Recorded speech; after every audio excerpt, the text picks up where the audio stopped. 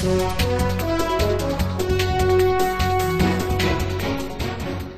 is Michael Riccards, and I'm back with the Hall Institute Forum.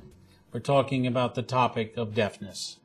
Dr. Lalwani, you were talking about the difference between an implant and a common hearing aid, which most of us are familiar with. Does it make a difference to the average person, especially to a child, which they are involved with? Yes. So in large part, whether you're a candidate for a hearing aid versus a cochlear implant is determined by the severity of the deafness. So if you are so deaf that you can't hear a train, then really you're going to need a cochlear implant. On the other hand, if you can hear a bell or a conversation, but just barely, a hearing aid might not be unreasonable. And often we start with the hearing aid first before we go to a cochlear implant.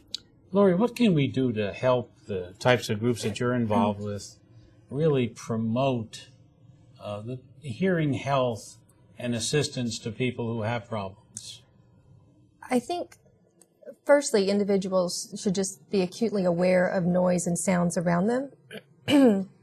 We all have cell phones, iPods, and we have no problem putting speakers in our ears, and throughout the day we keep turning them up further and further, and I believe, and you can correct me if I'm wrong, listening to anything over 80 decibels for extended period can affect your hearing. And the thing about iPods, which answers the other part of the question, is they don't have numbers on the dial, so you don't know at what level you're actually listening. So I think it's important for manufacturers of these speakers and technological toys mark their product so people are aware and they become more familiar with what is healthy. Do you find people have become more conscious of the problems of deafness in the last 5 or 6 years? Me personally? Yeah.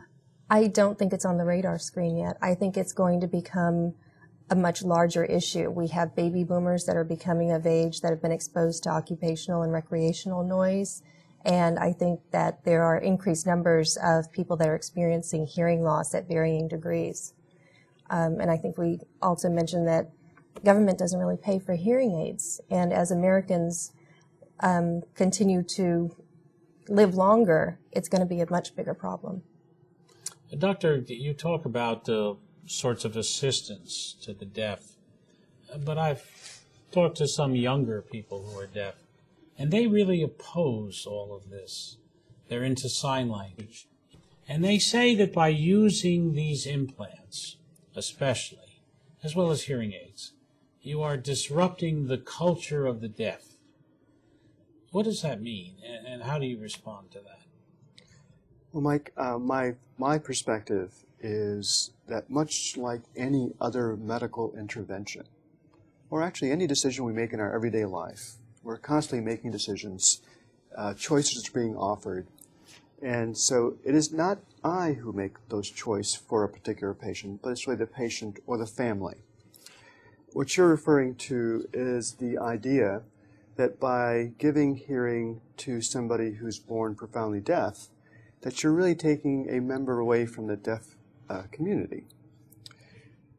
So it's really interesting to know that about 90 to 95% of children who are born with hearing loss are born to parents who have hearing. And therefore, parents often desire that their children also have hearing, whether it's through hearing aids or cochlear implants, so that they can relate to their child.